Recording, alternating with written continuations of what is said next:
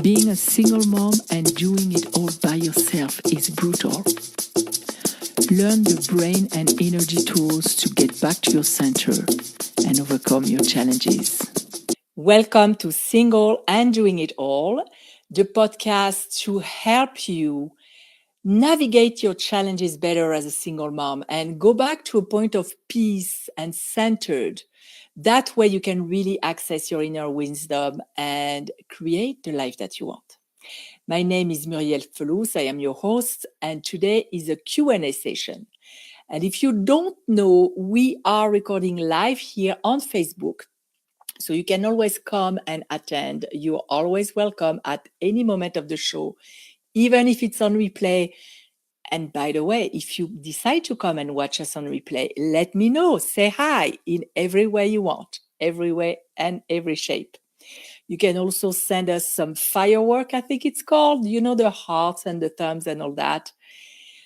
However you want to let me know that you were here, I always enjoy and really appreciate you being here. So here we go. The only question I got so far was through an email, because you can submit, and I'm going to have a future Q&As.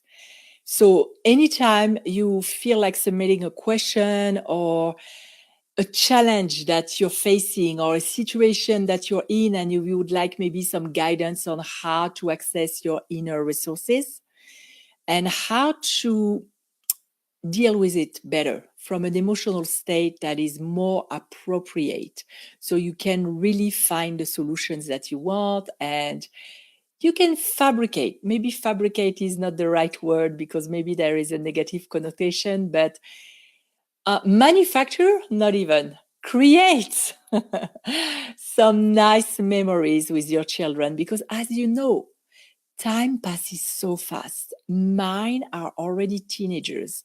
And despite the fact that they challenge me a lot lately with their ways of being, they are really, really my powerful teachers. They force me to change the way that I address motherhood. They force me to approach it more like an influence rather than trying to control them. Because as you know, it already doesn't work so well when they're toddlers. The more they get older, the less it works. So it's really being able to walk on that fine line where you still have a structure, but you let them blossom in who they are supposed to be while making their mistakes, which sometimes when I look from the outside, I'm like, oh my God, where did you leave your brain? But, we went through that, and maybe you, like me, are from a different generation where our parents, and it's not to blame them, but they didn't know as much as we know now about psychology and self-empowerment and development. They had us fit in a mold that was way less flexible than the way we raise our kids today, at least in my house. So with that, with giving them the opportunity to really develop who they are, create their identity without trying to force it, and how do you say, you fit or you break? No, there is another expression. You push it or you break it. Let me know here what's the expression. It doesn't come to my mind right now. And fit it or break it. I know it's not that either. Let me know because it escapes me. So as I was saying, without breaking their spirit, but still maintaining a structure for safety and guiding them. And actually, the question that I received from Jess, so I'm going to access my phone to be able to read it, relates to that because she has teenagers. And what she wrote is, I have a teenager who's acting in ways that are not in his highest good.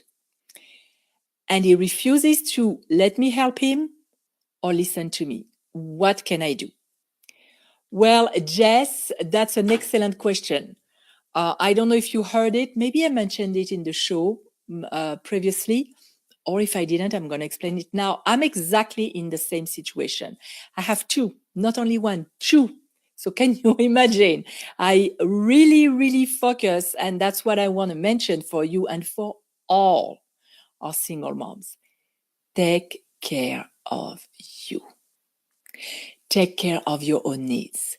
Meet them. Prioritize yourself. Even if it seems crazy, even if it's total chaos in your house or a time of crisis because your teenagers are really acting out, take care of you first. Because the truth is, if you don't sleep enough, if you don't eat well, you'll have less patience, you'll be less resourceful, and it's not going to go well for anybody. And you'll have less love to give. It is really a time where you need to be able to dissociate yourself from the emotions that you may feel, because it can be frustrating when you try to help them. You see them acting in self-destructive ways sometimes, or at least ways that are not in their best interest, but you can't do anything but talk. And sometimes, especially with boys, I think, but also with girls, they don't want to listen to you. They want to dissociate themselves from you. They want to affirm who they are. And anything you're going to tell them to do, they're going to reject. So even talking won't really have an impact, or sometimes the opposite of what you desire. I'm going to remove my glasses. I'll go read your questions after if there is anybody asking questions here. So let me know if you resonate with that, because maybe you're like Jess or you're like me, you have teenagers at home and you are very frustrated because it's like hitting a wall. They don't let you go in. They don't listen to what you have to say. At this age, they think they know it better. They think they're invincible, and that can be extremely dangerous. And maybe we're not talking about extreme stuff here, but it's worth mentioning.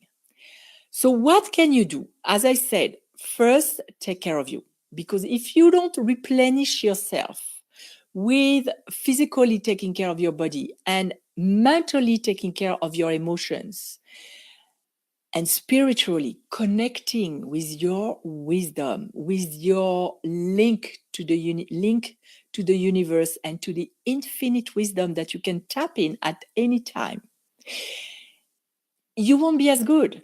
And to be able to align yourself and tap in that wisdom requires you to be rested, well fed, and centered, not going crazy with frustration or anger or fear or whatever it is that you are experiencing as you witness their ways of acting out or really not in their best interest. I know as mothers, the worst thing we want is for our kids to suffer. We try to protect them since they're tiny and until they are that big. Even I think my son is taller than I am right now, or on the verge of being taller, and I'm 5'9", so I'm not small. So even when they are taller than you still want to protect them. And that's fine. But when they reject your protection, when they reject your help, it becomes extremely difficult to keep your calm, first of all, and to not go spiraling into fear. So the tool that I'm going to propose to you today is exactly that. It is designed, first of all, to go back to your center and get back in your power and see where you have an impact. If they don't want to listen, if they don't want to accept what you say, unconditional love. Totally, Jessie. I'm putting my glasses back, otherwise I cannot read, even though this glare with the light is driving me nuts. Well, I'll position my head in a way that it doesn't disturb. So, unconditional love. Love is the ultimate power. And what I do with my teenagers, when they drive me nuts, when they don't want to listen, when they act out, I go in a meditative or at least very relaxed state, and I connect with the love in me. And first of all, I ask for the source, God, the universe, whatever you want to call it, in me. Connect with the big field and connect with it in me. And that way I access peace. I access inner wisdom. And from there, I'm already empowered. The next thing I do, you may not have impact in the physical world, but in the energetic world, in the love world, you have an immense impact. So what you can do, if you know tapping, I usually tap at the same time. So I center myself, center yourself, go into your heart, and then connect with your child, your teenager or your child.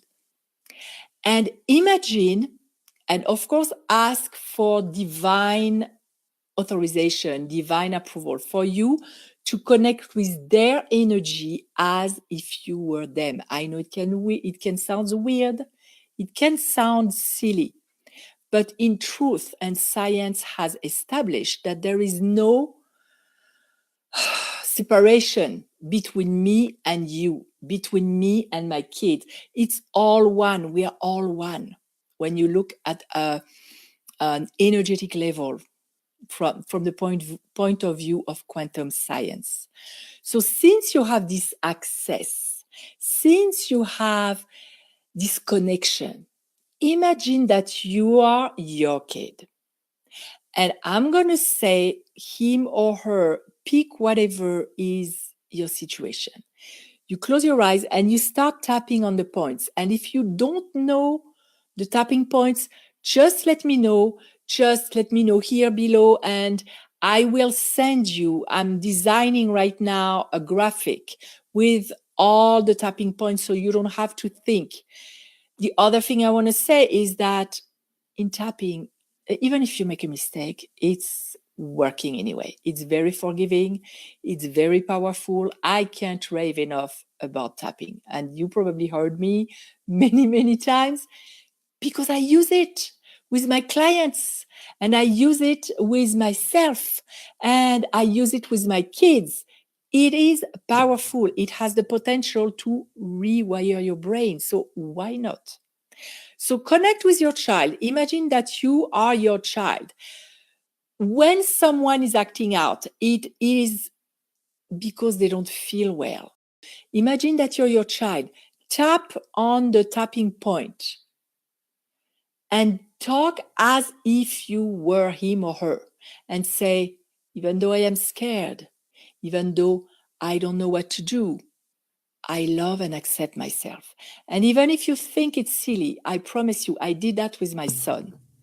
And his reaction to me, the way he responded to my comment, to me wanting to help, changed. Because it is real. We are energy. So connect with that and start inviting in them the love that they lack. The love, and I'm not talking about your love, although your love is important too. The love of the divine, the love of God, the love of the universe, the truth of who they really are, the reconnection to who they really are and their source. When you connect with that, it dissolves fear. It taps into your inner wisdom. It empowers you. It warms your heart. I can't even list all the benefits that it has. And if you want to be part of the tapping session that we'll do together, you can join the group and you can ask me for the link to the group. I'll send it to you. You can put it here. And you can then watch it on, I would say on demand, but it's not like HBO or whatever. It's going to be there in the group, so you'll be able to access it. So Jess, let me know. You can send me another email. Let me know if you tried it and what happened. I really would love to know. And for all of you, if you have kids, connect your heart to theirs. Connect your love to them because it will have an impact. If you listen to that show regularly, you know that I used it when my daughter was bullied when she was about 8. We used it and the change was drastic, even with one of her teachers who didn't like her.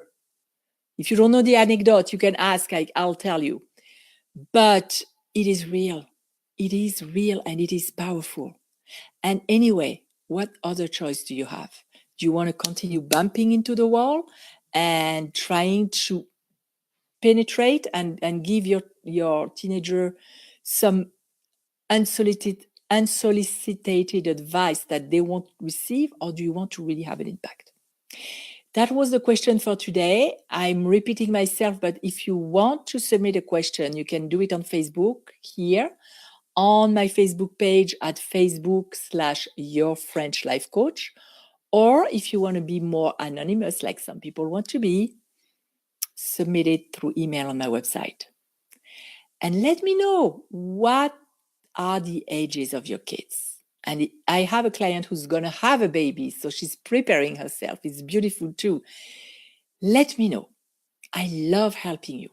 I love receiving your feedback. Most of the time, it comes back in message, in private message, because it's not everybody who wants to be out in the open like that, especially when we're talking about challenges.